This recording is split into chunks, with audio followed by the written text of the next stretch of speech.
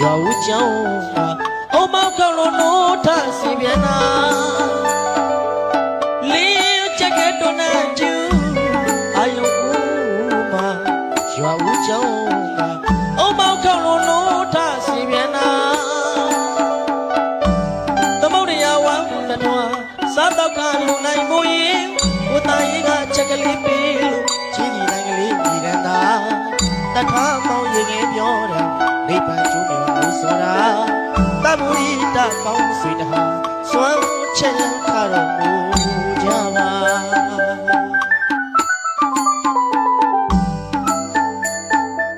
ဘုရားတကားဘုရားမှာစွမ်းတကားစွမ်းမှာနဲ့ချင်းကတေးတန်သားလေးနဲ့အတူစွန်းတော်ချက်ရန်ခါတော်မူကြပါလေ